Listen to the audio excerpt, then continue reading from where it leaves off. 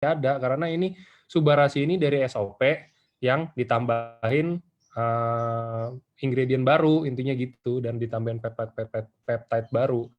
Jadi kalau emang nggak ada, mungkin karena nggak dicantumin aja, aslinya ada pasti sama.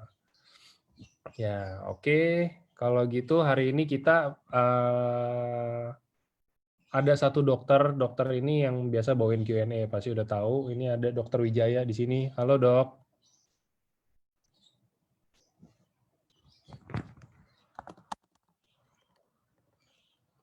Dokter.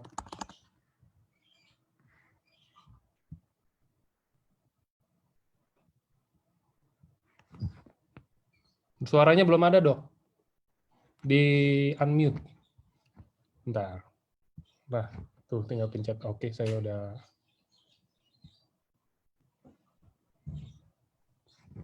Oke, sekarang baru bisa. Ya. Selamat siang semuanya rekan-rekan seperjuangan.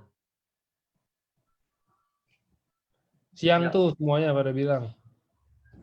Ya, ini teman sejawat ini di bidang kesehatan. Ya, gimana Bro Angga, lanjutkan? Melanjut ini masih selamat siang dokter, semuanya selamat siang dokter. Siang tadi Dokter Wijayanya udah bilang. Ya, selamat siang semuanya. Nah, jadi hari ini kan kita mau Q&A tapi dari Dokter Wijaya ini dia ada slide. Jadi slide ini emang udah rangkuman pertanyaan-pertanyaan umum ya dok ya. Ya, Jadi kita maksudnya kalau yang emang mau nanya boleh, tapi nanyanya kalau bisa yang di luar dari yang akan dibahas sama Dokter Wijaya nanti. Jadi kita ikutin dulu aja rangkuman acaranya. Itu banyak kok, saya udah ada lihat presentasinya juga. Banyak pertanyaan-pertanyaan general yang umum yang sering ditanya nih dok ya. ya. Nah, jadi disimak aja kita rame-rame. Oke. Oke, langsung aja dok kalau gitu. Oke, Di-share saya aja. siapkan share screen dulu ya. Belum bisa Bro Angga share screen dari saya. Coba, sebentar. Nah, udah bisa belum? Oh ya, bisa.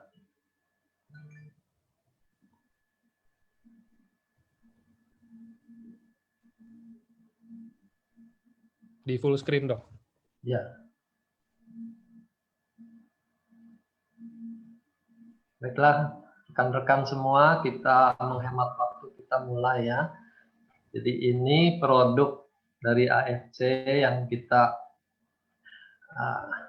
banggakan ya, original dari Jepang, dan kita akan mendalami produk barunya yaitu Subarasi.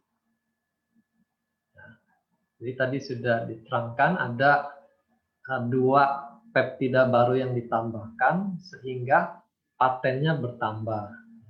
Paten SOP yang dulu 3 itu tetap ada. Jadi sebenarnya regenerasi kulit itu perbaikan struktur kulit itu kan otomatis menyangkut dengan regenerasi sel di seluruh tubuh.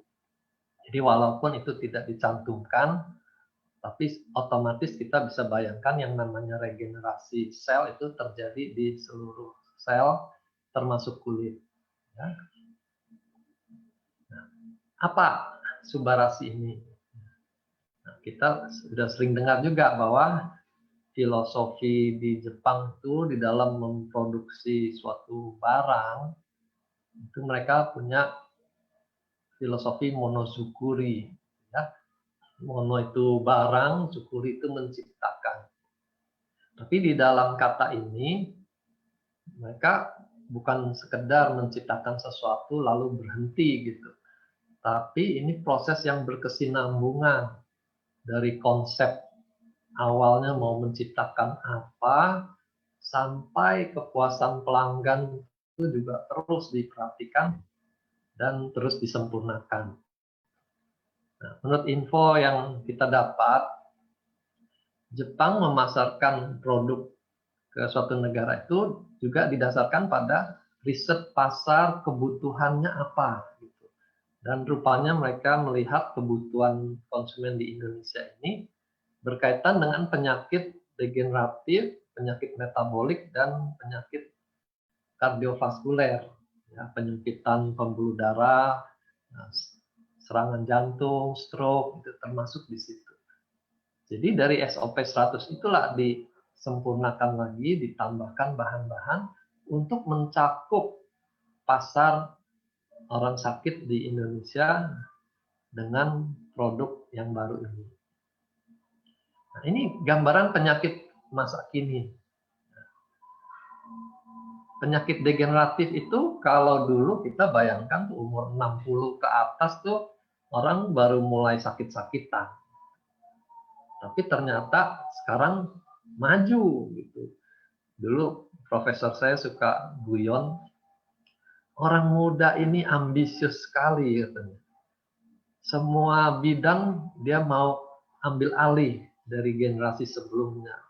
Termasuk penyakit-penyakit orang tua juga diambil alih gitu ya. Nah, itu sindiran yang patut kita renungkan ya, karena usia orang sakit sekarang makin muda. Orang stroke dulu kalau belum 45 ke atas nggak ada cerita. Tapi sekarang 35, 38 sudah kena stroke ya.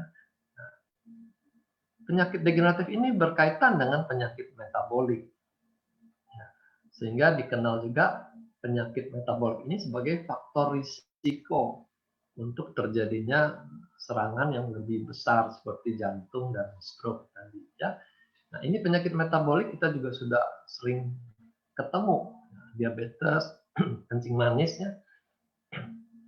Lemaknya tinggi baik triglycerid atau kolesterol, dan ini ada kaitan dengan gaya hidup yang konsumtif sehingga makan berlebihan ya. Jadi orang yang berat badan berlebih ini sangat besar risikonya mengalami penyakit metabolik. Nah, di dalamnya juga termasuk tiroid yang terlalu aktif. Ini masuk penyakit metabolik. Nah, penyakit kardiovaskuler yang kita kenal juga salah satunya hipertensi gitu ya. Banyak kita sudah alami hipertensi sejak umur yang masih muda. Dan ujung-ujungnya dia mendapat serangan jantung koroner atau stroke.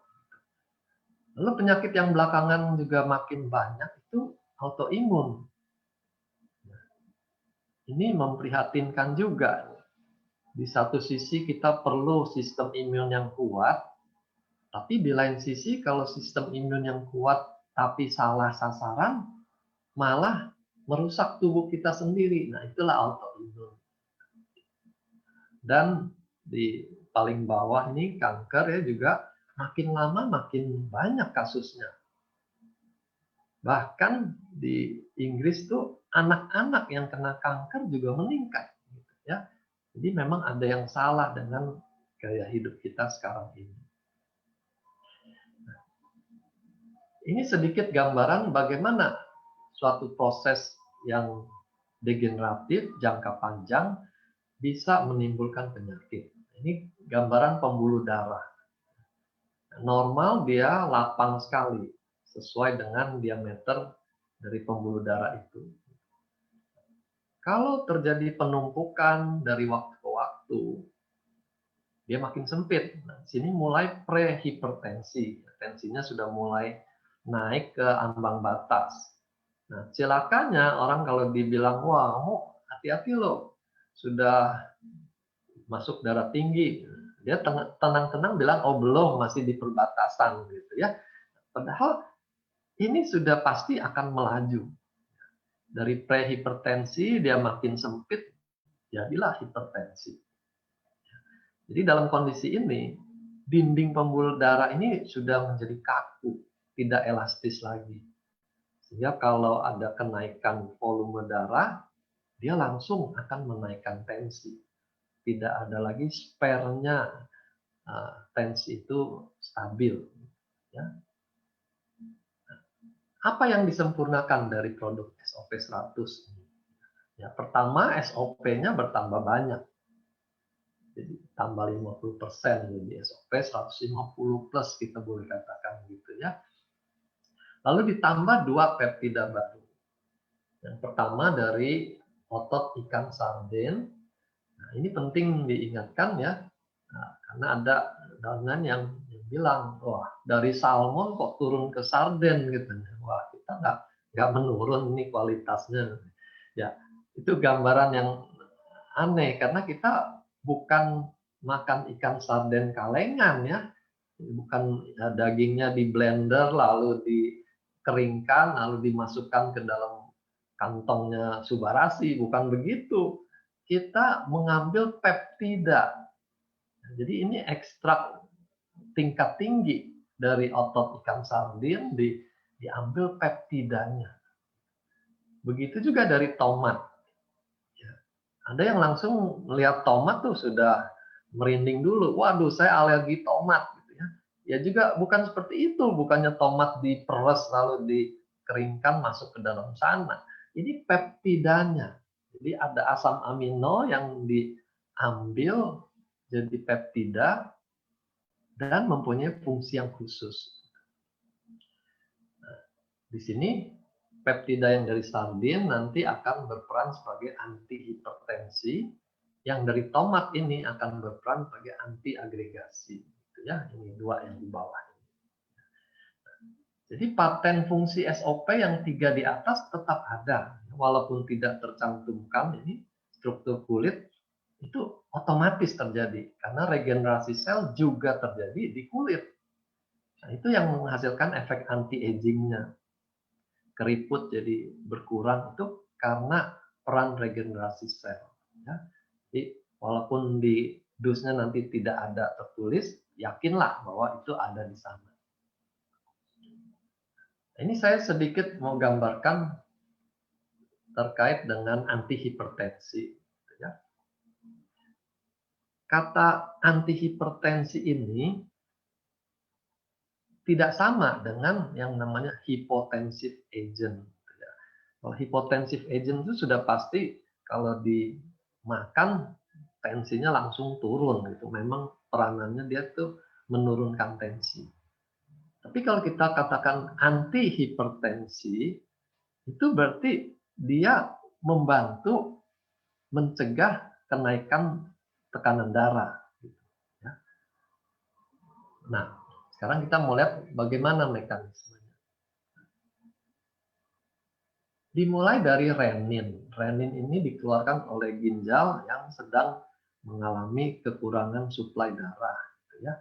Dia keluarkan renin, renin akan mengubah angiotensinogen di liver menjadi angiotensin 1. Nah, kemudian angiotensin 1 ini kalau diubah oleh suatu enzim yang namanya ACE, dia baru menjadi angiotensin 2 yang aktif.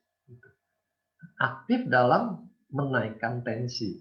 Ya, jadi di sini kita lihat gambaran saraf simpatis akan aktif, jantung jadi lebih cepat, pembuluh darah akan mengecil dan tensinya naik. Ya.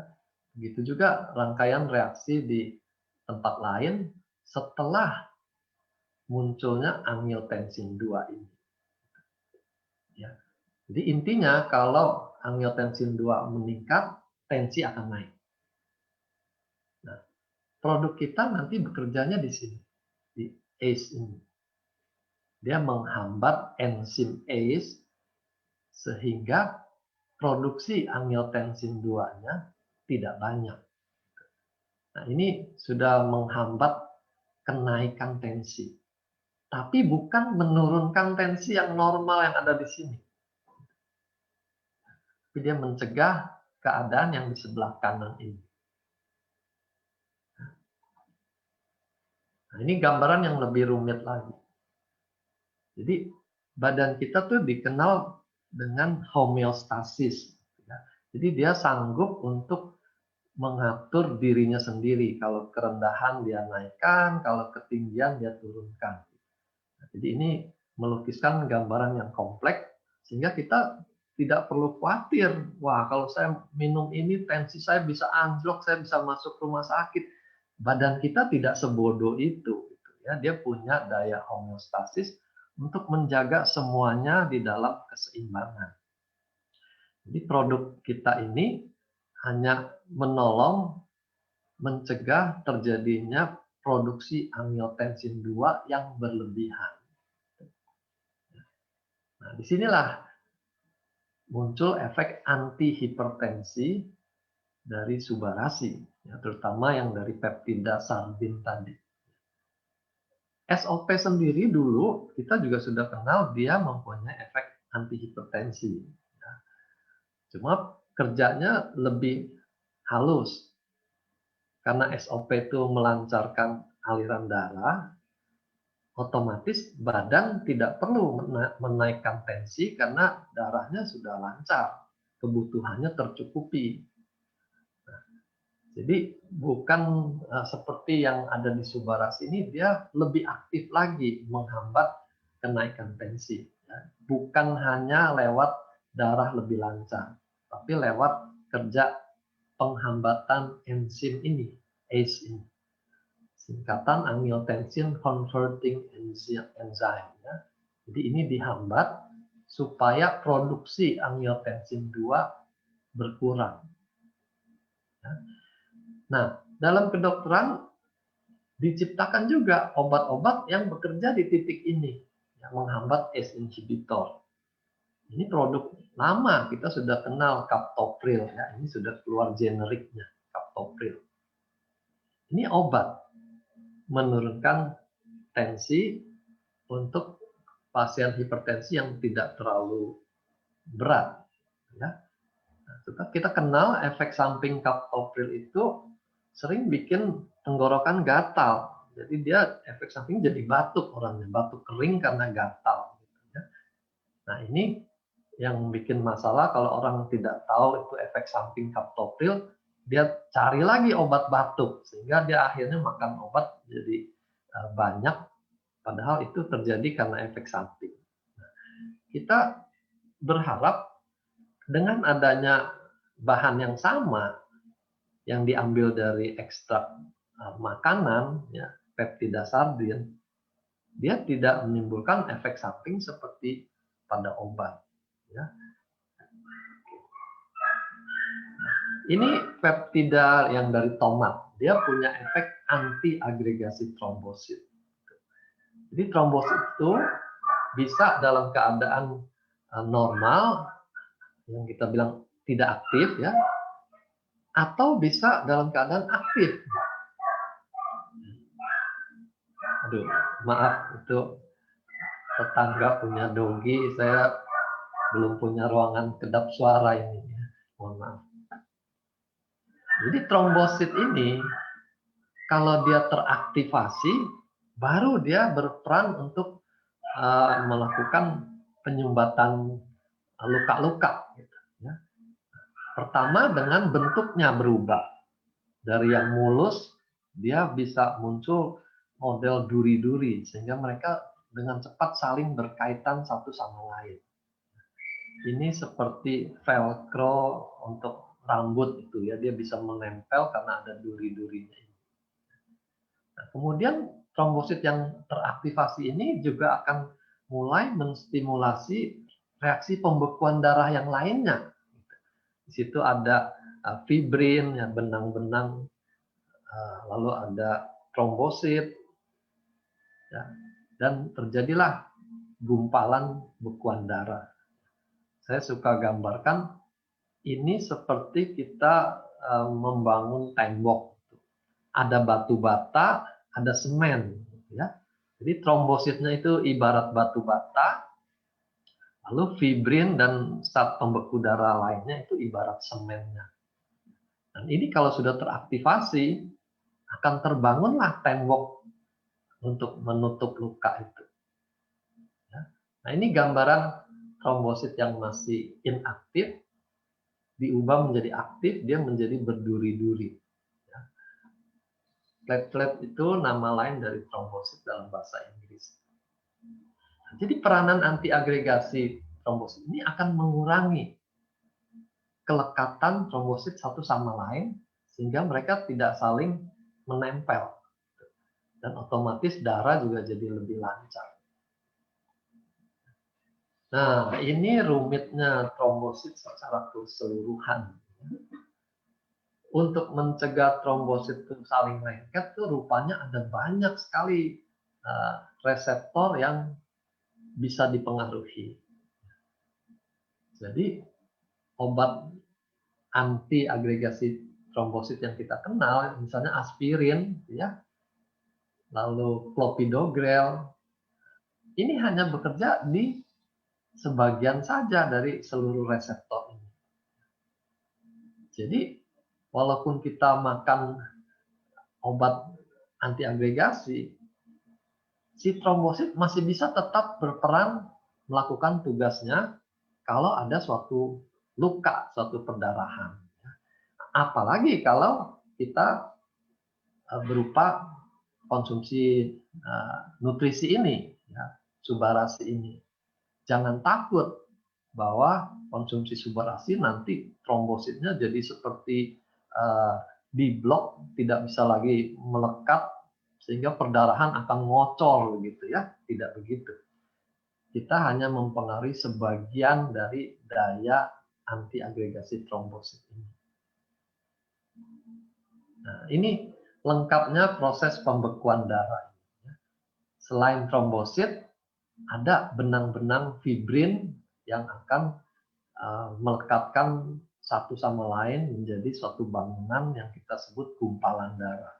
Gumpalan pembekuan darah untuk menambal suatu perdarahan. Perdarahan itu kan dinding pembuluh darahnya robek. Nah, di situ badan akan melakukan sumbatan terhadap dinding yang robek itu. Jadi, sekali lagi, kalau hanya minum subarasi, kita tidak akan menghadapi resiko darah ngucur nggak bisa berhenti. Tidak akan. Ya. Juga kemarin ada pertanyaan, kalau demam berdarah bagaimana? Kalau demam berdarah itu soal trombositnya yang jumlahnya berkurang.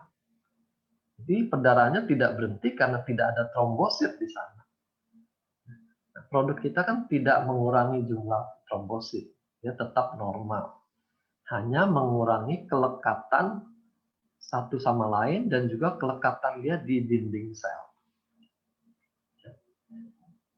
Nah, ini gambaran mengenai sirkulasi darah. Ini saya sederhanakan. Dalam komponen sirkulasi, ingat 3 unsur ini. Ada pompanya, yaitu si jantung ini. Ada pipanya, pembuluh darah, ya. Lalu ada isinya. Ya, isinya nanti ada selnya, lalu ada cairan darahnya, serumnya.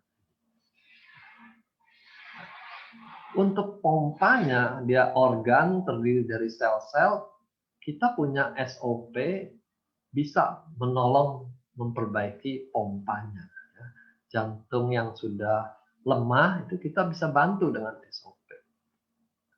Nah, untuk pipanya yang tadi hipertensi karena plak, karena mampet, itu kita bisa bantu dengan keberadaan peptida sardin ini. Untuk isi darahnya, trombositnya yang kita kenal sebagai darah kental, kita bisa bantu dengan komponen yang dari tomat, dikenal sebagai mereknya tuh fruit flow. Ini yang peptida tomat fruit flow. Jadi ketiga bahan inilah yang masuk ke dalam subarasi. Jadi dari gambar ini kita bisa lihat betapa pentingnya peranan subarasi dalam sirkulasi darah. Nah, ini saya sering kembalikan pertanyaan kalau orang bertanya, bisa nggak ini untuk penyakit X misalnya gitu ya. Jadi saya tanya balik, pada penyakit X itu ada organ yang terlibat nggak? Gitu. Organnya itu terdiri dari sel nggak? Kalau dia terdiri dari sel, maka produk ini bisa membantu regenerasi sel di sana. Pertanyaan kedua, di situ ada gangguan aliran darah tidak? Kalau penyakitnya terkait dengan gangguan aliran darah, maka produk ini akan membantu juga kondisi dia. Ya, jadi tidak peduli nama penyakitnya apa, selama itu menyangkut sirkulasi darah dan regenerasi sel, produk kita akan bisa membantu dia. Nah, sekarang kita mau lihat lebih jauh lagi bagaimana suatu pembuluh darah mengalami penyempitan. Nah, ini gambar yang bagus sekali, menggambarkan penyempitannya terjadi di otot dari dinding pembuluh darah. Jadi bukan di dalam liang pembuluh darah seperti yang sering ditampilkan gambar skematisnya ya. Jadi bukan di dalam dinding sini, tapi di ototnya. Nah, jadi dibalik dari dinding pembuluh darah. Nah, ini bermula dari bulatan kecil ini ya. Ini di sini digambarkan sebagai LDL kolesterol ya. Makanya dikatakan kolesterol LDL itu sebagai kolesterol jahat karena dia yang berperanan menembus dinding pembuluh darah ini masuk ke dalam area ototnya dan di situ dia menimbulkan timbunan plak. Ya, jadi plaknya ini ada di sini. LDL akan teroksidasi. Jadi kalau barang teroksidasi itu seperti besi karatan itu teroksidasi. Jadi dia akan berubah.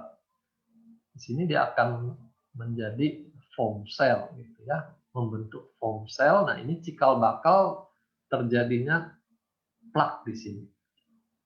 Nah, ini menggambarkan penyempitan.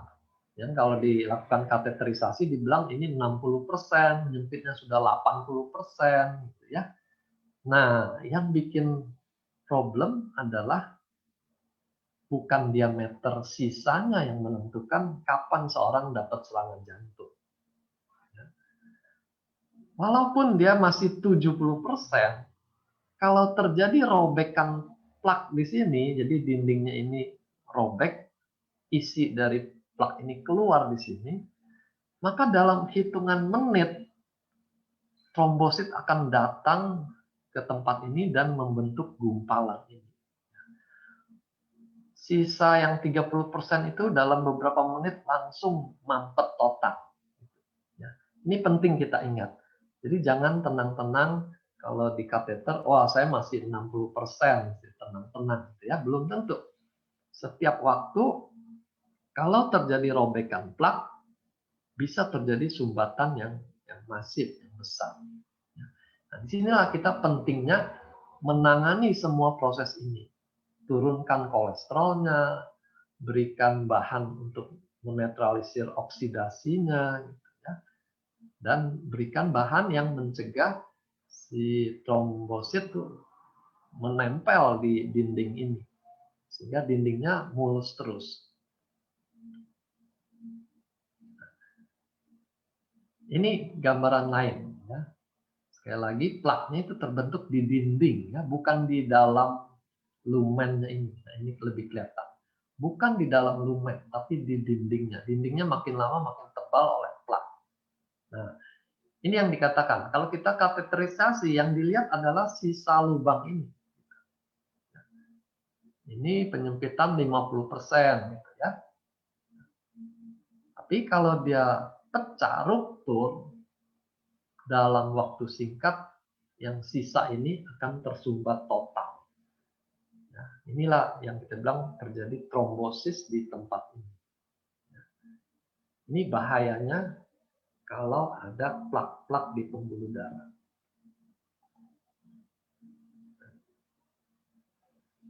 Terkait dengan pertanyaan apakah tensi saya akan turun, kita perlu mengenal beberapa obat hipertensi. Ya.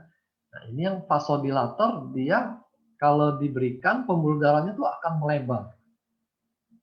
Sehingga tekanannya berkurang, tahanan perifer berkurang, otomatis tensinya turun. Ya. Kalau diberikan obat ini, sudah pasti tensinya akan turun. ACE inhibitor berbeda kerjanya dengan vasodilator. Dia tidak menurunkan tensi seperti vasodilator. Lalu ada lagi yang kita mungkin juga sering dengar, amlodipin. Nah, itu bekerja di sini. Dia mencegah pembuluh darah itu mengkerut karena masuknya kalsium ke dalam dinding pembuluh darah. Jadi dia menghambat. Ini juga tidak membuat tensi drop seperti halnya kalau diberikan vasodilator. Ada kelompok yang bikin urinnya keluar lebih banyak. Kalau urin keluar banyak, volume darah berkurang, tensi juga akan turun. Ya, tapi tentu ini tidak bisa diberikan jangka panjang karena badan kita punya mekanisme homeostasis tadi. Ya, jadi subarasi berpadanan dengan ACE inhibitor ini. Nah, yang tadi kita sudah singgung captopril contohnya. Nah, ini pertanyaan pertama yang muncul. Kalau orang hipotensi, bagaimana? Aman nggak makan subarasi ini? Jadi kita bisa yakinkan ini aman. Dia tidak membuat tensi menjadi turun lagi kalau dia normal. Termasuk yang hipotensi juga tidak akan dibuat menjadi lebih rendah lagi. Kalau ada penurunan tensi, ini sama seperti SOP itu ya. Itu karena darah jadi lebih lancar. Otomatis tensi akan turun. Ya, karena tensi naik itu adalah mekanisme tubuh untuk mendorong darah lebih banyak masuk ke organ-organ. Ya, itu mekanisme alamiah sebenarnya. Jadi kalau darahnya menjadi lancar, darahnya masuk lebih banyak ke organ, badan bilang tidak perlu naikkan tensi.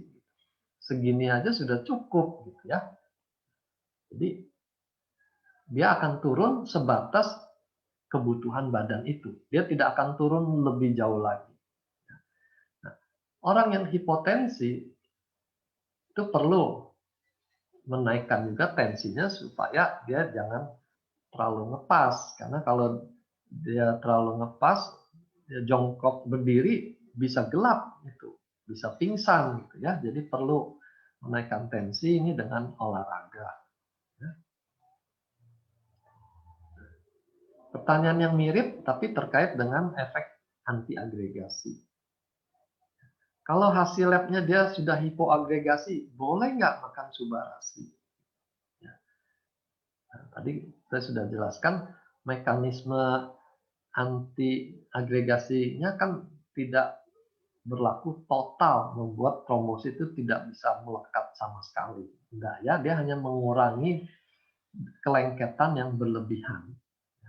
Hipoagregasi pun bisa ditemukan pada makanan-makanan tertentu. Jadi kalau dikombinasi, dia tidak akan berefek berlebihan sampai darah ngocor nggak bisa berhenti, itu tidak akan. Termasuk juga kalau dia minum obat pengencer darah. Ini yang sering kita kenal kelompok ini, antiagregasi. Jadi di sini trombosit akan tetap mempunyai daya untuk menghentikan perdarahan. Tapi tentu ada efeknya, namanya kita mengurangi daya agregasinya. Jadi mungkin jadi lebih lama aja gitu, tapi dia tetap bisa berhenti. Nah, hipoagregasi ini berbeda dengan hipokoagulan. Ini istilah-istilah medis yang setiap kata itu memang bedanya banyak. Ya. Kalau hipokoagulan itu zat pembeku darahnya yang tidak ada.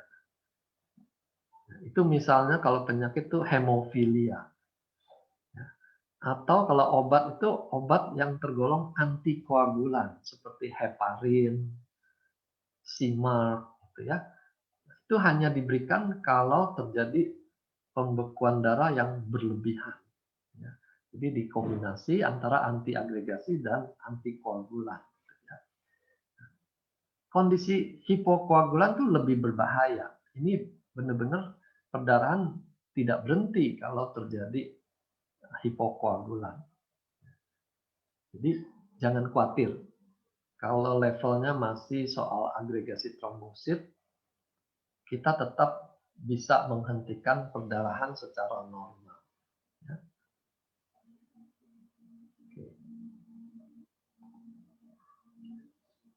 Pertanyaan lain, apakah obat hipertensi perlu di stop kalau sudah masuk Subarasi, karena Subarasi punya antihipertensi ya. Nah, tadi saya sudah jelaskan antihipertensi itu bukan langsung menurunkan tensi. Jadi jangan stop obat antihipertensinya. Konsumsi berbarengan. Karena mengontrol tensi dengan obat itu lebih terprediksi hasilnya.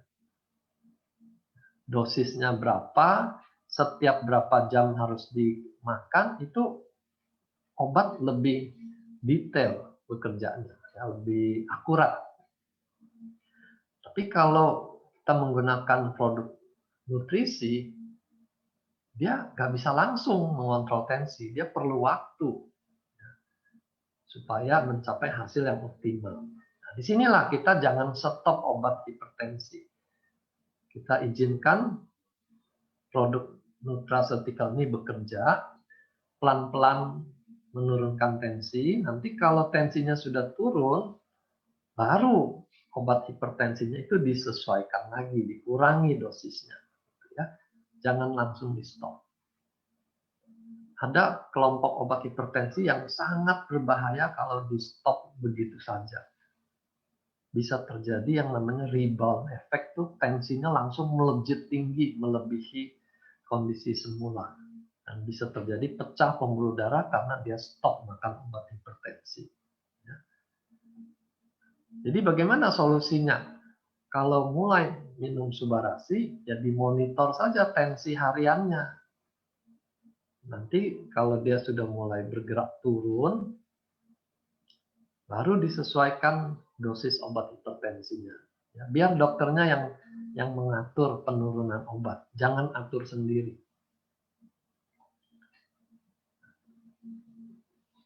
Apa manfaat untuk pasien dengan stroke? Di sini yang dimaksud tuh stroke yang tersumbat ya, yang iskemik karena sumbatan. Karena kalau dia stroke berdarah, kita tidak boleh berikan obat-obat yang melancarkan darah. Namanya juga perdarahan. Jadi kita berikan Subarasi untuk stroke yang iskemik, ya, yang tersumbat.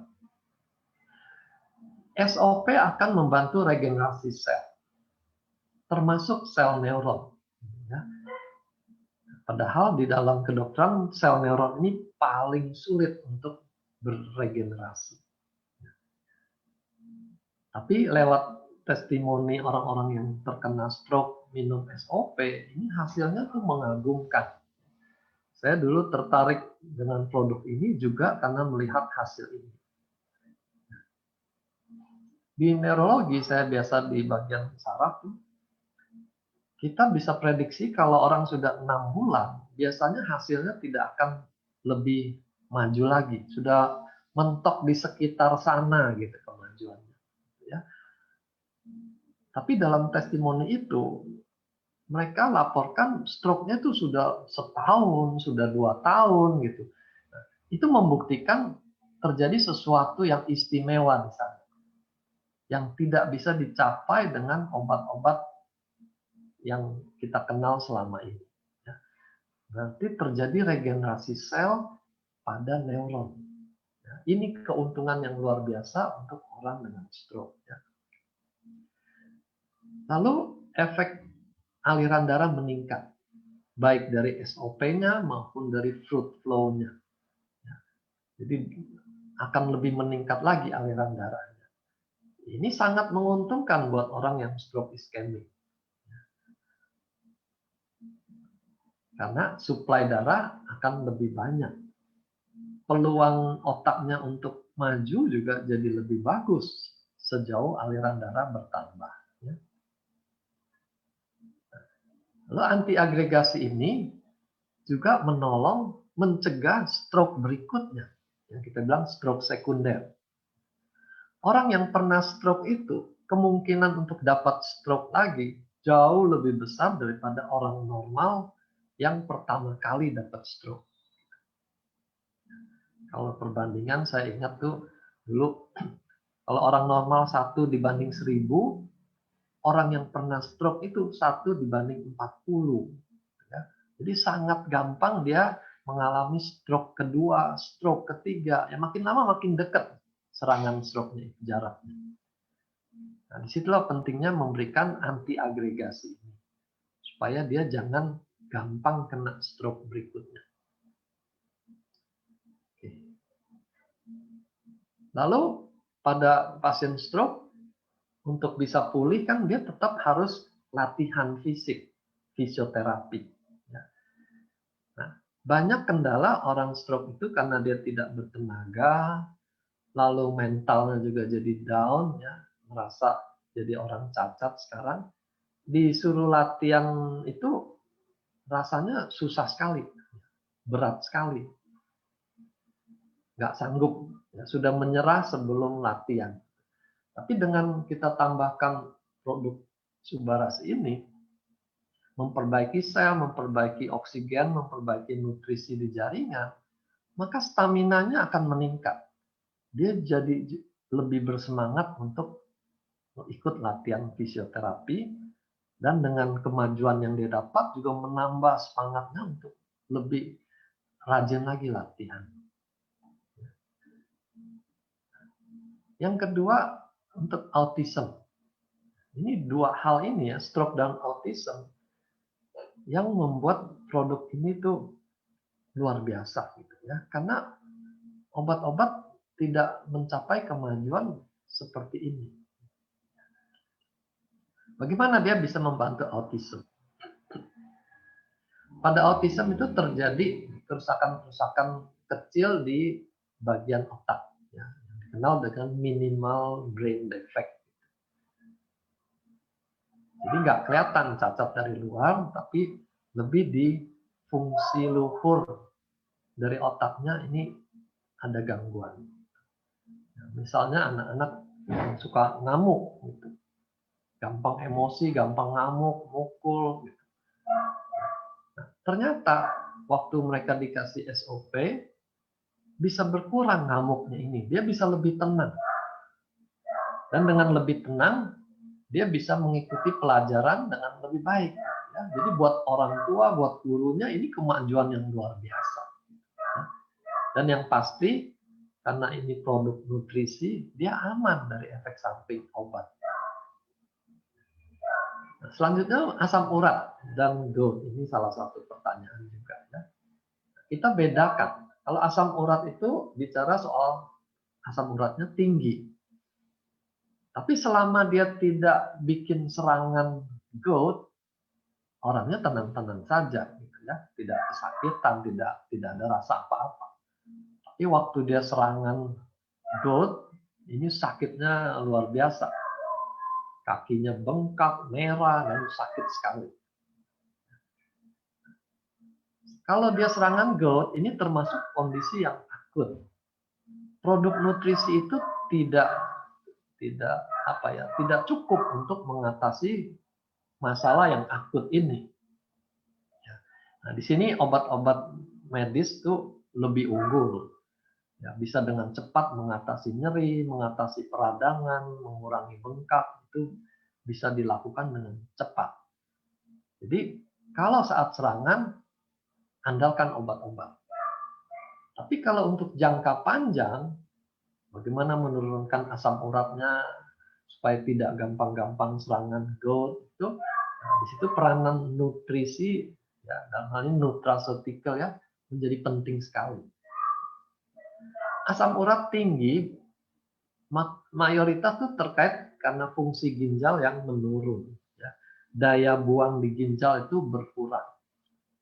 Makanya kalau di periksa lab, asam urat itu adanya di bagian pemeriksaan fungsi ginjal. 70% ini dibuang lewat ginjal. Jadi kalau ginjalnya menurun fungsinya, mulailah terjadi penumpukan asam urat di dalam darah.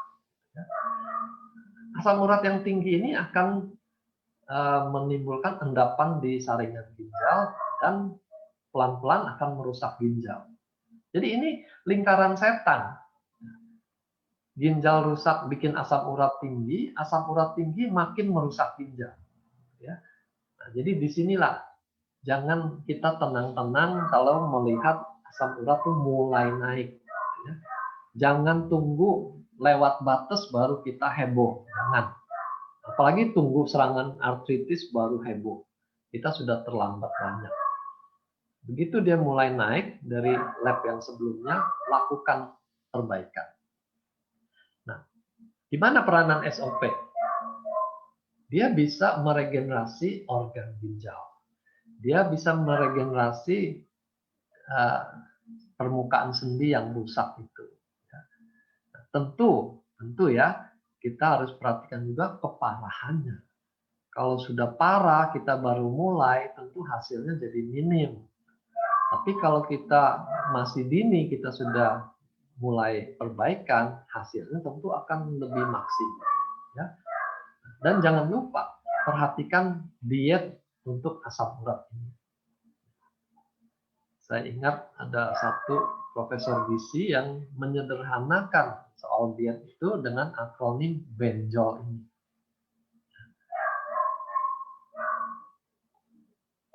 Benjol singkatan dari bayam, emping, nangka, jeroan, otak, dan lemak-lemak. Ya. Jadi hindari sebisa mungkin konsumsi makanan itu. Dan satu lagi juga makan daging yang terlalu banyak. Jadi tidak lagi dia bisa makan steak satu porsi. Karena nanti asam uratnya akan naik dengan cepat.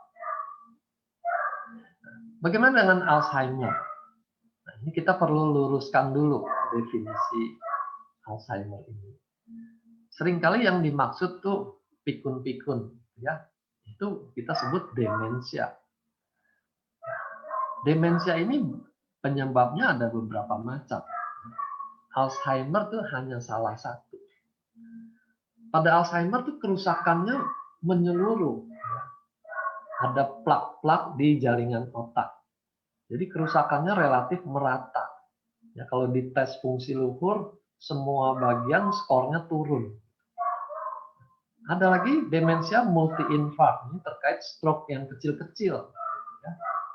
Jadi stroke bisa tidak berasa dia, tapi merusak sebagian demi sebagian. Makin banyak kerusakan, makin turun fungsi luhurnya. Lalu ada demensia karena penyakit lain-lain, sehingga fungsi otaknya juga ikut turun. Nah, Subarashi sangat berpeluang untuk yang jenis multi-infarct. Tidak untuk Alzheimer, tidak untuk penyakit yang lain-lain. Karena dengan melancarkan darah, memperbaiki jaringan otak, dia bisa membuat lebih maju orang yang demensia multi-infarct. Tapi sekali lagi, jangan terlalu terlambat. Kalau kerusakannya sudah banyak, tentu kita tidak bisa harapkan majunya sama seperti yang baru mulai.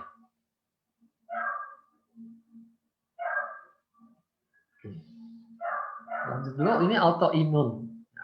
Ini salah satu klien menanyakan bagaimana kalau dia autoimun ITP. Ya.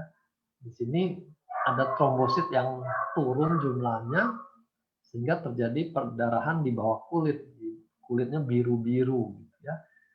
Kalau istilah orang dulu itu dijilat setan. Gitu. Nah, ini hati-hati, jangan-jangan dia kena ITP.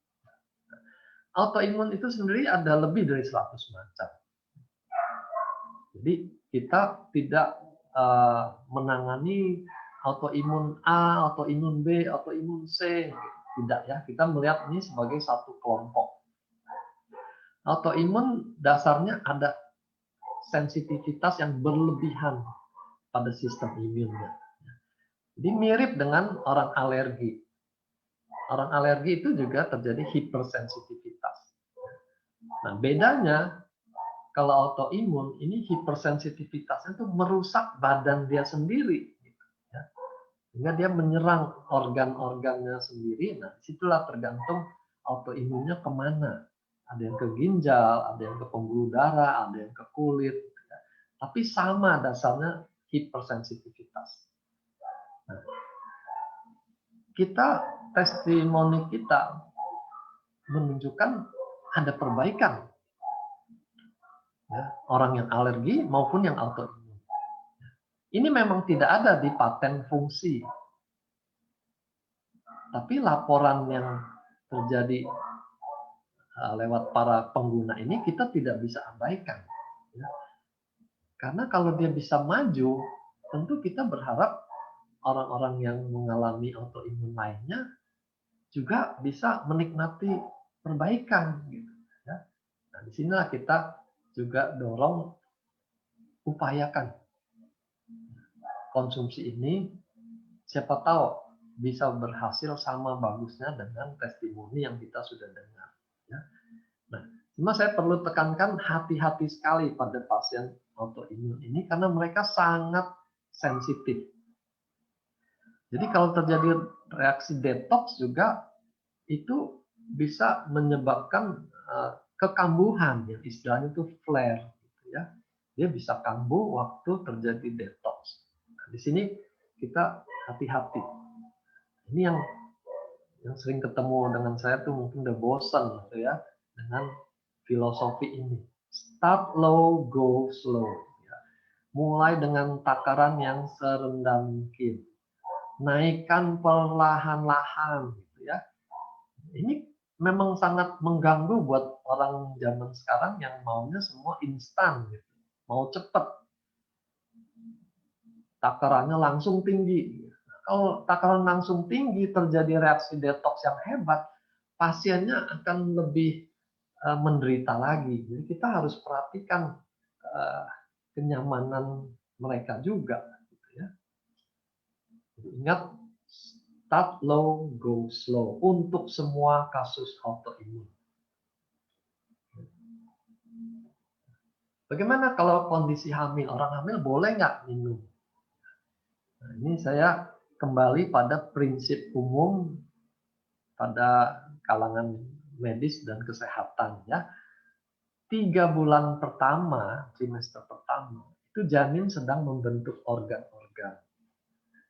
Jadi usahakan jangan ada produk yang kita belum kenal betul masuk. Karena kalau dia nanti mengganggu proses organogenesis, jadi cacat. Ya. Nah, bibir sumbing itu salah satu misalnya.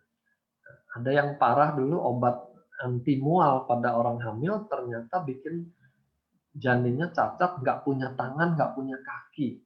Gitu. Nah, kan kasihan sekali, itu penyesalannya tuh seumur hidup itu kalau terjadi seperti itu. Jadi kita timbang betul yang namanya risk benefit ratio. Kenapa saya mesti berikan? Kalau saya berikan resikonya apa? Untungnya apa? Kalau saya tidak berikan risikonya apa? Untungnya juga apa? Ini ditimbang baik-baik. Mau berikan atau tidak. Ya. Jadi kalau sekedar ya supaya lebih sehat saja gitu kan, keuntungannya tidak menonjol, tapi resikonya ada gitu.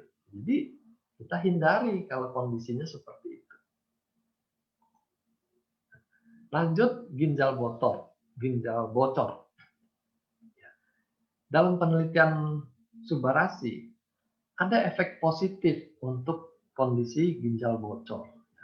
Jadi yang dimaksud bocor ini protein bisa melewati saringan di ginjal sehingga ditemukan di urin. Jadi pada pemeriksaan urin proteinnya positif. Jadi kita bilang ginjalnya bocor. Biasanya albumin yang kita soroti, karena kalau albumin bocor, di darah albuminnya rendah, orangnya bisa bengkak-bengkak badannya. Ya. Nah, Subarasi ini tidak berisi albumin. Jadi dia bukan pengganti albumin karena ginjalnya bocor. Dia merupakan peptida, ikatan asam amino dan bukan albumin. Jadi jangan berikan Subarasi karena alasan untuk menaikkan albumin, bukan itu.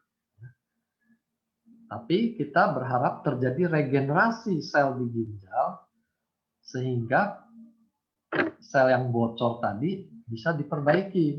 Itu tujuannya kita. Nah, selama ginjalnya bocor, waktu kita berikan subarasi, memang ada kemungkinan dia ikut terbuang, namanya juga bocor. Kan kita coba renungkan, kalau kondisinya seperti ini dia ikut terbuang, kita mestinya memberikan lebih banyak atau kita menghemat, sayang terbuang gitu ya. Jangan kasih banyak-banyak ya. Nah, di sini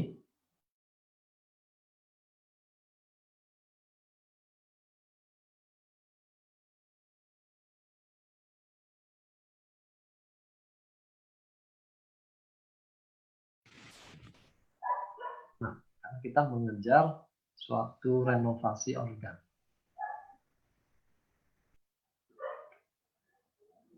Pertanyaan berikut, bagaimana kalau ada alergi seafood? Ya, kan ikan sardin tuh ikan laut. Nah, di sini kita juga mesti bedakan. Yang namanya alergenik, makanan yang bisa menimbulkan alergi itu pada umumnya itu molekul protein yang besar. Makin kecil ukuran molekulnya, apalagi seperti asam amino, ini udah yang paling kecil dari protein itu. Resiko alergi ini akan berkurang. Tapi kita tidak bisa bilang tidak mungkin. Kemungkinan alergi itu tetap ada. Apalagi kalau orangnya memang sangat hipersensitif. Kita ada klien yang autoimun, dia hanya makan setengah saset aja, bibirnya bengkak. Jadi hati-hati sekali. Lalu peptida sekali lagi tidak sama dengan ikan sardin yang diekstrak lalu dijadikan makanan. Ya, ini teknologi tinggi untuk mengambil peptidanya saja. Jadi udah berbeda dengan produk aslinya. Tapi bagaimanapun kita tetap waspada. Alergi itu tidak enak, bahkan bisa berbahaya kalau dia menyumbat saluran nafas. Jadi kita mulai konsumsi dengan takaran seminimal mungkin. Ya, bisa setengah-setengah kita coba. Lalu siapkan obat anti alerginya. Kalau bisa terjadi dia minumnya siang, alerginya malam misalnya. Kan kalau cari obat tengah malam kan repot. Lalu tiroid. Ya, saya punya tiroid. Nah, ini kadang-kadang orang awam tuh hanya bilang saya punya tiroid. Ya semua orang kalau dia nggak dioperasi juga punya tiroid. Gitu. Nah, masalahnya apa tiroidnya? Bisa dia hipotiroid, bisa dia kelenjarnya yang membesar tapi tiroid kadar hormon tiroidnya normal, gitu. Atau dia hipertiroid. Jadi kadar tiroksinnya itu T3 T4-nya tinggi misalnya. Nah, yang lebih bahaya kalau dia kanker tiroid. Jadi tiroid yang mana? Kita ngomong harus jelas, ya. SOP kalau namanya memperbaiki sel, semua kondisi dia bisa bantu. Mau hipo, hiper itu dia akan meregenerasi sel yang sehat aja intinya. Tapi kita akan mendapat manfaat lebih kalau kita tahu detailnya. Misalnya dia ini karena autoimun Hashimoto sehingga tiroidnya jadi dirusak dan fungsinya merosot. Jadi dia hipotiroid. Selain regenerasi sel, kan kita tahu dia punya daya memperbaiki autoimun dan alergi. Jadi kita bisa berharap lebih kalau diberikan produk subarasi ini. Ya. Nah, kalau dia kasusnya kanker tiroid, maka tidak cukup hanya subarasi. Kita perlu kombinasi dengan utsukushi karena kita mengharapkan NK selnya menjadi aktif membantu melawan sel kanker. Jadi perlu kombinasi. Tapi pada kondisi yang lain itu tidak wajib kita kombinasikan dengan utsukushi. Nah, ini ada pertanyaan juga mengenai keloid. keloid kalau yang dikenal di medis barat itu obatnya hanya injeksi steroid di tempat ada keloid itu. Tapi saya sudah lihat sendiri kasus penggunaan aktivasi stem cell itu keloidnya bisa menipis. Jadi kita bisa harapkan peran stem cell ini bisa mengurangi pembentukan keloid. Sampai saat ini kita belum terima nih testimoni orang keloid makan SOP dia membaik. Ya. Tapi teorinya ini bisa terjadi. Dan saya sudah lihat pada penggunaan produk lain yang mengaktifasi stem cell. Nah, diabetes bagaimana? Kita sudah dapatkan juga cukup banyak testimoni orang yang kencing manis, profil gulanya membaik. 300-an bisa turun ke 100-an.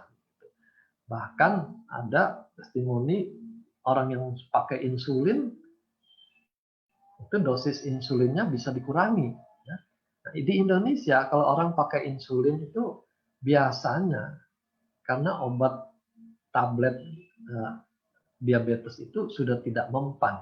Jadi tidak ada lagi insulin yang bisa diperas dari pankreasnya, baru mereka pakai suntikan.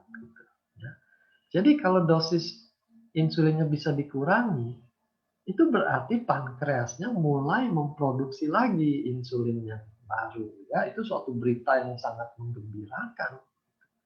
Jadi buat penderita diabetes, ini kita boleh bilang ini wajib mereka konsumsi supaya pankreasnya minimal lebih sehat. Ya.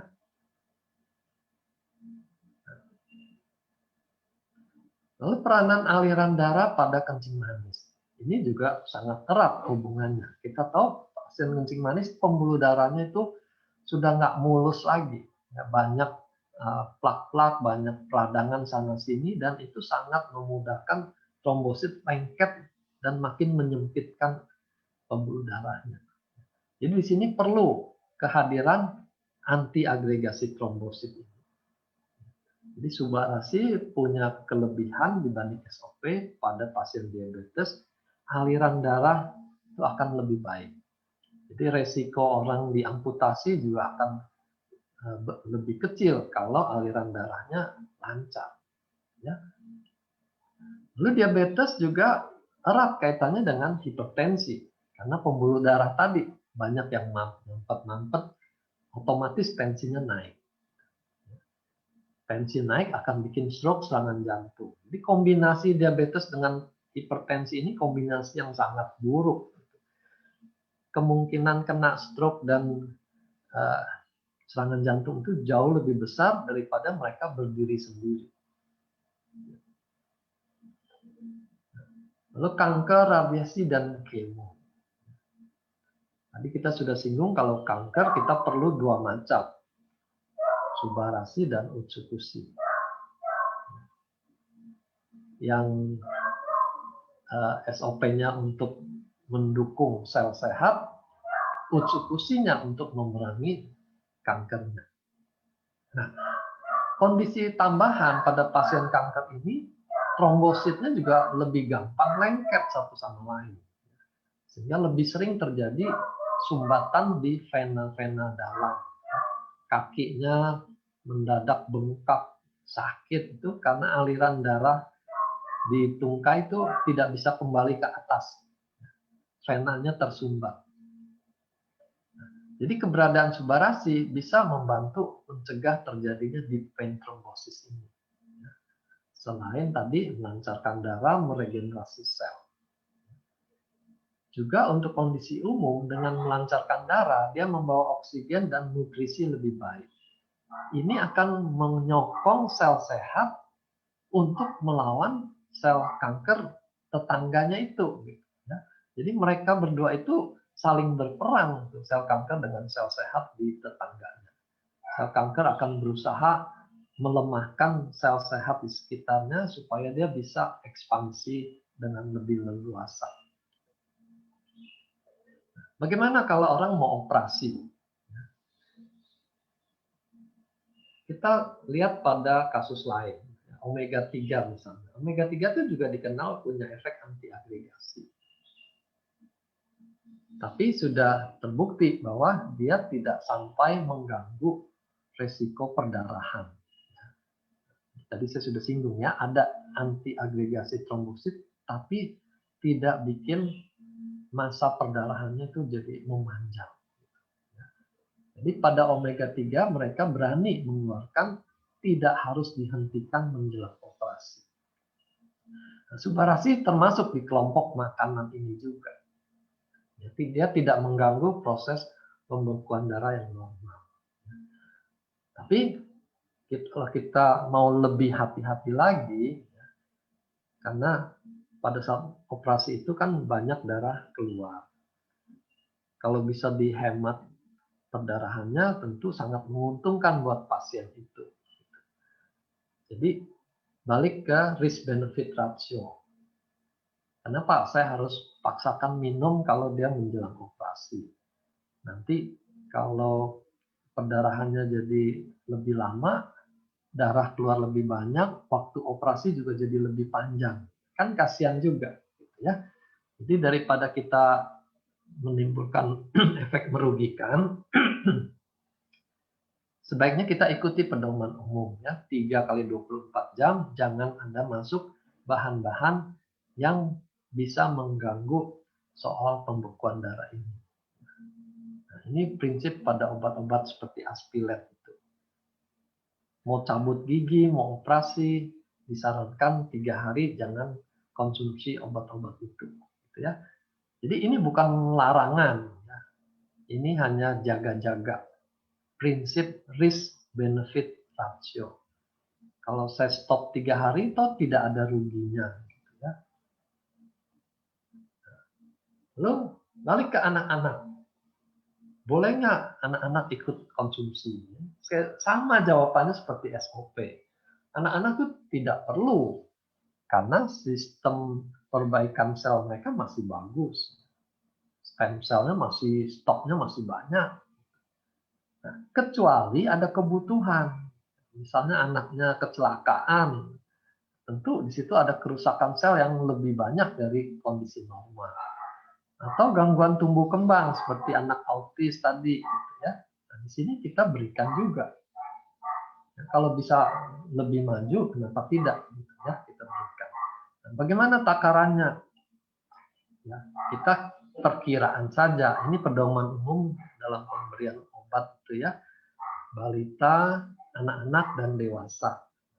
Jadi takarannya kita bedakan di 3 kelompok itu. Kalau dewasa 2 kali 1, maka anak-anak 2 kali setengah. Balita separohnya lagi 1 kali. Gitu ya. Jadi ini hanya ancer-ancer perkiraan saja. Ini saya tempatkan di slide terakhir. Walaupun pertanyaannya terus muncul yang sama. Subarasi atau dulu SOP ya, SOP atau Utsukushi, pilih yang mana? Aduh, capek juga ini kalau pertanyaannya masih seputar ini. Jadi ingat prinsipnya. SOP atau Subarasi ini untuk regenerasi sel. Utsukushi terutama untuk meningkatkan sistem imun. Berarti urusan infeksi, urusan tumor, itu bagiannya Utsukushi. Tapi untuk perbaikan organ itu bagiannya Subarasi. Ya. Nah, kita jangan pakai kata dosis karena dosis itu spesifik untuk obat. Karena ini makanan kita pakai takaran. Nah, takarannya berapa? Ini variabelnya yang menentukan kita mau berikan berapa. Beratnya penyakit makin berat tentu dia butuh lebih banyak. Lamanya penyakit juga begitu. Penyakit yang baru bulan lalu sama 10 tahun lalu tentu kebutuhannya beda. Makin lama, makin berat, makin banyak komplikasinya. Ini gunakan takaran yang lebih banyak. Usia juga. Makin tua, cadangan stem cell makin sedikit. usia 60 tahun tuh dikatakan cadangannya tinggal 20-40% aja. Jadi orang tua perlu lebih banyak. Begitu juga berat badan. Kalau orang badannya 2 kali lipat berat orang normal, tentu kebutuhannya juga jadi lebih banyak. Nah, ini semua menentukan. Lalu perhatikan juga respon klinis, ini yang paling praktis gitu ya. Kalau kita berikan takaran misalnya 3x1, responnya kok nggak kelihatan dalam sebulan tuh sama saja, ya kita naikkan. Begitu seterusnya dinaikkan. Tapi kalau diberikan misal 3x1 muncul efek detox yang mengganggu, ya kita turunkan gitu ya. Jadi ini sangat fleksibel di sini. Jangan harapkan ada formula untuk penyakit A, dosisnya atau takarannya sekian, penyakit B sekian, tidak akan ada. Ya. Kita yang harus bijaksana melihat kondisi masing-masing klien. Oke, itu yang saya bisa sampaikan. Yo, Angga. Oke, iya siap dok. Nah, kita berarti sekarang mau pertanyaan-pertanyaan yang kayak menurut saya tadi nggak ada sih. Ini berarti yang rada lebih ngedetail ya dok ya. Ya. Ini saya mulai ada yang pertanyaan pertama. Dalam program bayi tabung, satu indung telur itu lengket dan satu indung telur itu bagus, tapi tertutup miom karena miomnya tambah besar. Karena itu sulit diletakkan alat untuk hasil pembuahan. Apakah miomnya harus dioperasi dulu, baru konsumsi UTSU dan Subarasi? Nah, kalau misalkan sudah dioperasi, takarannya berapa, dok? Jawaban ini tentu di tangannya Opjin yang menangani ya. Kalau Opjinnya sudah katakan keberadaan miom itu menghalangi prosedur bayi tabung, itu kan artinya ya miomnya harus diangkat. Gitu. Nah, kita jangan harapkan SOP ataupun eksekusi itu bisa membuat miomnya jadi normal. Kenapa? Karena miom itu jaringan rahim yang normal kita, tapi dia tumbuh berlebih. Dia bukan benda asing yang akan dikenali oleh NK cell, lalu diserang, lalu jadi normal. Bukan begitu. Kita tidak bisa harapkan banyak dengan memberikan produk ini untuk mengecilkan miom. Jadi kalau dokternya sudah katakan ini perlu dioperasi, ya lakukan saja. Nanti sesudah operasi, peran SOP untuk meregenerasi selnya sehingga dia lebih cepat pulihnya. Takaran ya kembali seperti tadi. Ini pertanyaan klasik mengharapkan satu jawaban formula. Lihat umurnya. Kalau standar 2x1 itu sudah mencukupi. Oke. Kalau ini ada teman saya ada yang sakit sistitis dan CVID. Apakah apakah Subarasi dan Utsukushi bisa membantu dan berapa saset? Ya, ini sama sih pertanyaannya kayak yang tadi. Sebenarnya kalau bisa, kalau yang tanya harus disertai umur juga ya dok ya. Iya. Mau dibantu takarannya juga lebih enak kita misalkan ininya. Wah, ini dia nggak kasih tahu umur sih, terus dia nanya berapa saset minumnya. Sistitis itu peradangan di kandung kemih. Nah, kalau peradang itu menyangkut suatu infeksi, maka kedokteran barat tuh lebih unggul karena ada antibiotik. Jadi kalau kasusnya dia kesakitan, buang air kecil kesakitan, panas, perih, mengganggu sekali, ya dia carilah pengobatan dari dokternya.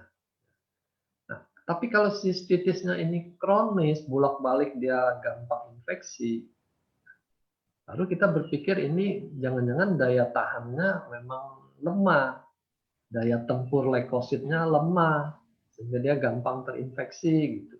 Nah, situ ada peranannya SOP atau eksekusi untuk memperbaiki kerusakan sel karena radang Crohn's itu, dan juga memperbaiki daya tempur leukositnya melawan kuman yang masuk.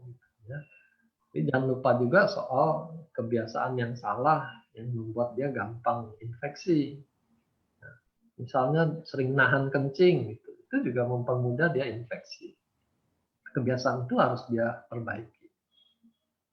Oke. Oke. Itu sisi.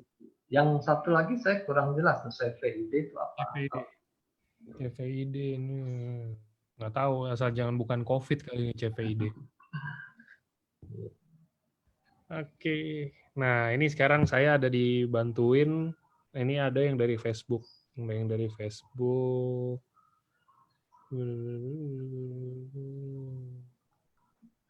Tadi dokter bilang buat anak yang kebutuhan khusus, oke. Kalau anak cerebral palsy yang kerusakannya di otak besar, sama ya dok, berarti bisa juga terbantu ya? Makin dini, makin peluangnya makin ada. Cerebral palsy itu bisa terjadi tuh waktu menolong kelahiran, terjadi trauma di dalam otak, dan dia jadi cacat. Nah, kalau kondisinya seperti itu, tentu kita berikan sejak dini. Kalau tunggu dia jadi remaja baru diberikan, hasilnya tentu berkurang sekali, karena kerusakannya sudah permanen.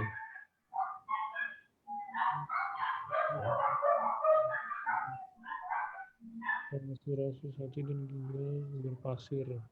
Waduh, ini dok mau tanya, kalau ini mungkin lebih ke arah Utsukushi utamanya.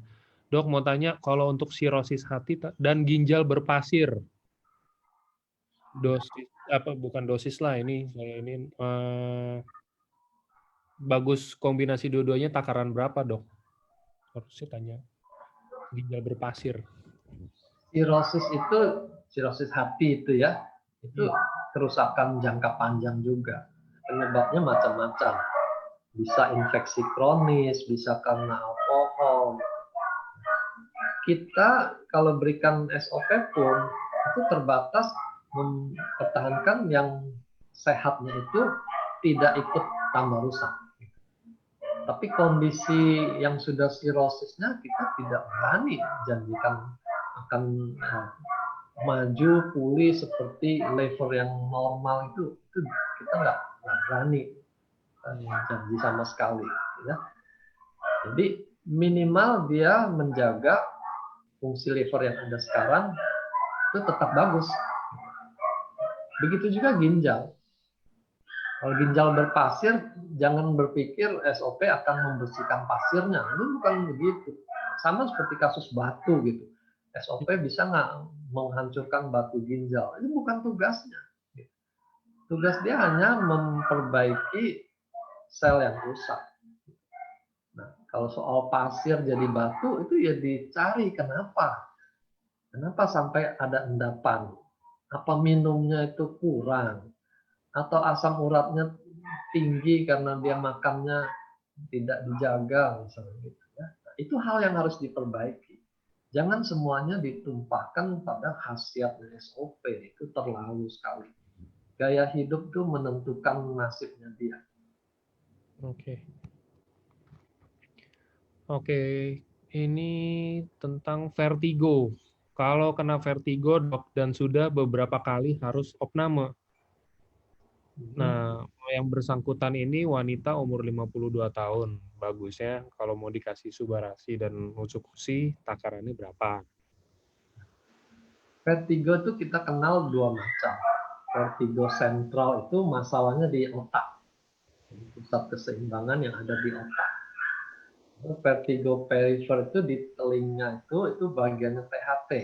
Itu ada kristal yang terlepas yang bikin dia serangan vertigo. Subarasi terkait dengan memperbaiki aliran darah itu lebih cocok untuk yang vertigo sentral. Vertigo sentral itu biasanya tidak berat. Dia hanya rasa ada sempoyongan, rasa melayang, rasa seperti naik lift. Gitu. Itu bisa diperbaiki. Tapi kalau vertigonya hebat sampai muntah-muntah, harus opname, itu bagian THT. Jadi penyakit yang akut itu pengobatan medis barat tuh lebih unggul. Oke.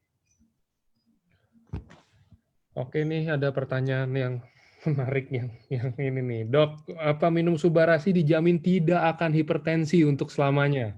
Dan kalau sudah minum Subarasi apa tetap minum obat dokter? Kalau misalkan minum Subarasi tapi setiap hari makan nasi Padang paru ya mau hipertensi juga pasti. Cuman Obat mana sih yang ada jaminan? Ya, nggak mungkin, karena ya tadi saya singgung juga, gaya hidup itu menentukan nasibnya seseorang.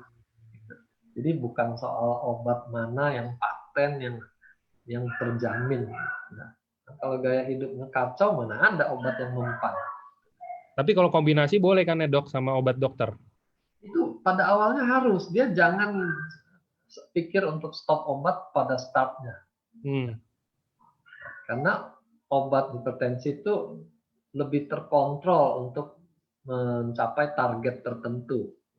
Dia tinggal atur dosisnya atau kombinasi dengan obat lain, targetnya tercapai.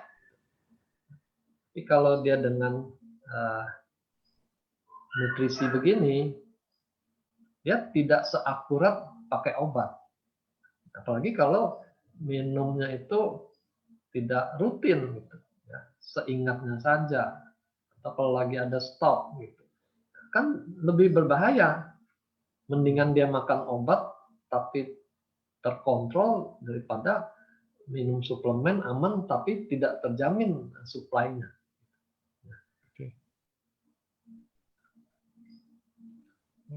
Oke, lanjut.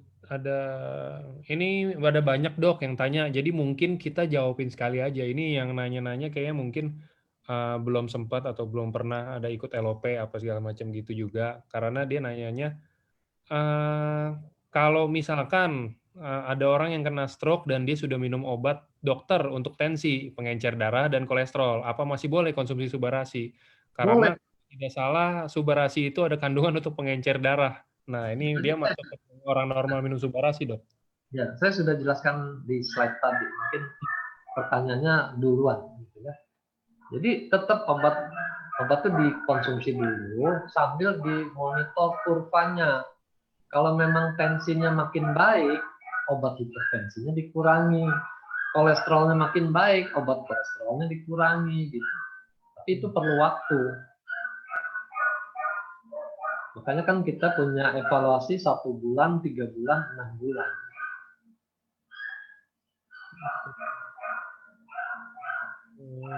Sakit tulang belakang.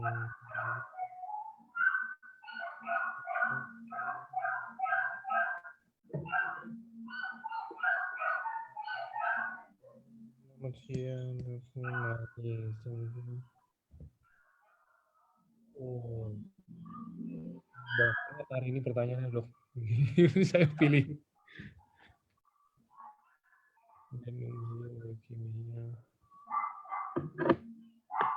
Usia 36 tahun ada polip di lambung dan infeksi. Sekarang perawatannya dengan obat dosis tinggi karena mengarah ke kanker.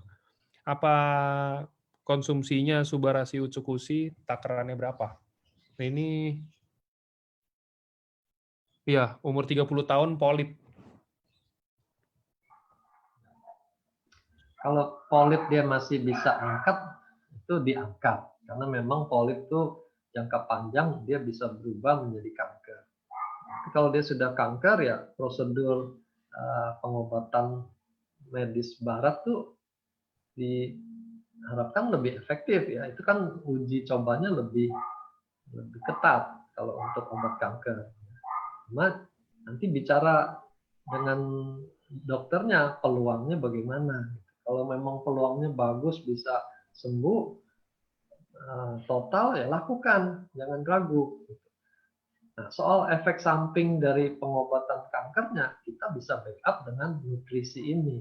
Yang tadi saya sudah singgung, kerusakan-kerusakan akibat racun kemo, kita bisa backup dengan daya regenerasi ini. Jadi jangan perlakukan produk ini sebagai alternatif, perlakukan sebagai backup system, sebagai tim yang sinergi dengan pengobatan yang lain-lain. Oke, autoimun.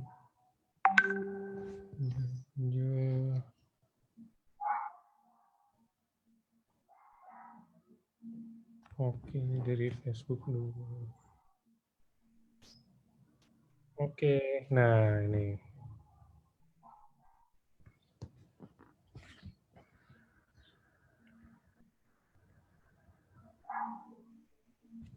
Waduh.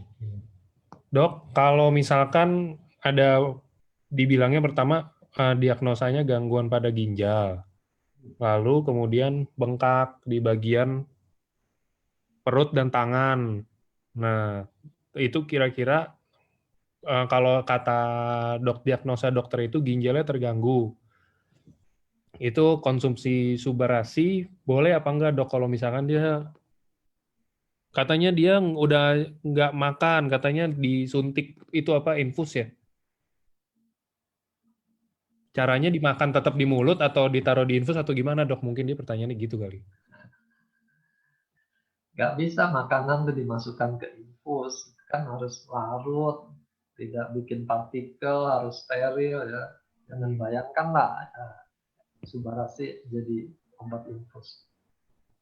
Kalau makan lewat sonda masih mungkin, tinggal dilarutkan dan dimasukkan ke sondanya. Kalau tanya soal boleh nggak, ya tentu karena kita targetnya memperbaiki kerusakan, ya boleh gitu. Kalau dari saya, gitu ya. Tapi kan izin itu juga melibatkan dokter yang menangani. Kalau dokternya lebih tahu kondisi saat ini, semuanya nggak boleh masuk, pasiennya harus dipuasakan, ya jangan dipaksa. Dia lebih tahu apa yang baik buat pasiennya. Oke. Oke. Kalau untuk kelenjar getah bening atau limfoma, Subarasi masih bisa ya, Dok ya? Kelenjar getah bening, Subarasi bisa untuk semua. Tinggal apakah perlu utsukusi atau tidak. Utsukusi itu karena peranannya di NK cell itu biasanya untuk tumor atau kanker yang padat, ya, yang berupa benjolan.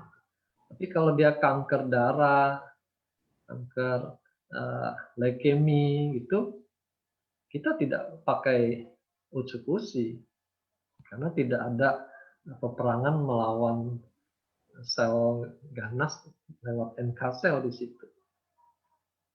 Dia hanya perlu SOP-nya untuk meregenerasi sel-sel yang sehat.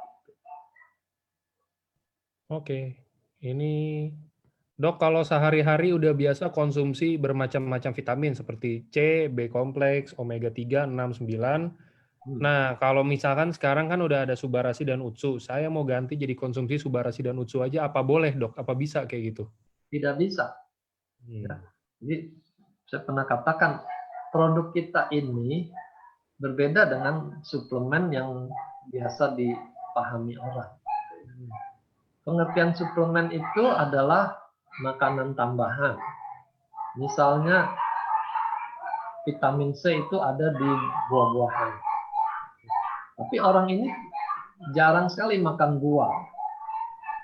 Maka dia butuh suplemen vitamin C. Orang kurang zat besi karena nggak suka makan bayam, dia butuh suplemen zat besi. Itu pengertian suplemen. Tapi kalau SOP Subarasi itu bukan suplemen dalam pengertian itu gitu. Jangan harapkan menambah vitamin C, menambah zinc lewat keberadaan Subarasi. Bukan itu tujuannya diciptakan Subarasi. Ya, ikuti saja paten fungsinya itu, dia untuk meregenerasi sel. Bahan-bahan yang disebutkan di suplemen itu kita bayangkan itu sebagai bahan baku untuk renovasi. Kita butuh bahan baku itu, entah dari makanan yang alamiah atau dari suplemen. Tapi kita butuh developernya ya, untuk membangun renovasi organ-organ tubuh kita. Nah, itu tugasnya si SOP. Ya. Jadi jauh lah, jangan bandingkan nah, ini ada vitamin C-nya, ada vitamin E-nya, kalsium, zinc. Kalau butuh itu cari saja suplemen di luaran. Kita tidak didesain untuk hal itu. SOP kan makanannya intisel. Apakah kalau SOP dan Subarasi dikonsumsi tidak akan memberikan makanan kepada sel-sel kanker juga? Ya, Ini pertanyaan lama tapi yang gold banget nih, banyak banget masih nanya. ya, ya dimaklumi. Jadi ini bukan makanan ya. Jadi kalau balik lagi fungsi suplemen itu sebagai makanan, ya mungkin kita akan berpikir seperti itu. Bayangkan ini lebih sebagai messenger, pembawa pesan. Ya, SOP, food flow, ataupun tadi peptida sabit, ini semuanya sebagai messenger. Mereka masuk membawa suatu pesan dan pesan itu diaplikasikan menjadi perintah ke dalam tubuh kita. Ya. Perintah untuk memperbanyak stem cell, perintah untuk trombosit jangan gampang lengket, gitu. Perintah supaya angiotensin 2 jangan diproduksi. Itu intinya. Nah, jadi jangan seperti bayangkan ini hanya makanan tambahan. Jauh. Ya. Lalu soal kanker diuntungkan dengan produk ini. Enggak juga, karena stem cell kita hanya membelah diri mengikuti sel normal yang dari awal tuh kita punya. Dari kita janin itu, ya dia akan membelah diri seperti sel normal. Dia tidak akan mengcopy sel kankernya. Gitu. Ya, karena sel kanker itu sudah makhluk asing di badan kita. Jadi jangan khawatir dikasih regenerasi, malah yang regenerasi sel kankernya. Enggak gitu.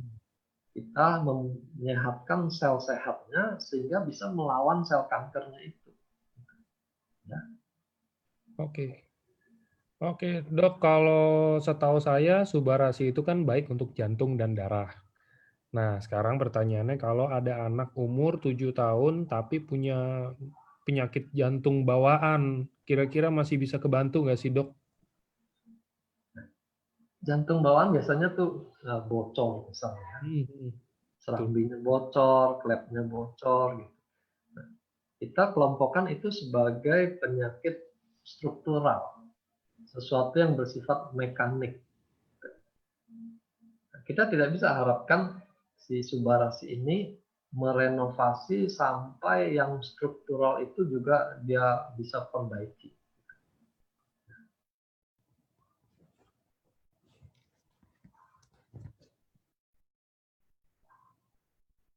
Halo, Dok.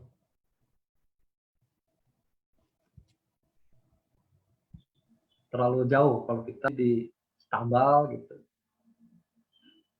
Halo? Putus barusan? Sorry. Ya. Udah sambung? Udah ini udah normal kok. Tadi putus. Ya, jadi produk ini tidak bisa perbaiki yang kelainan struktural. Jantung bocor, saraf kejepit, ya, tulang bengkok, itu tidak bisa. Itu out of context dari perbaikan fungsi yang bisa dilakukan oleh SOP ini. Ya, tapi kalau habis operasi diberikan, itu tentu pemulihannya akan menjadi lebih sempurna dibandingkan kita tidak berikan apa-apa. Oke.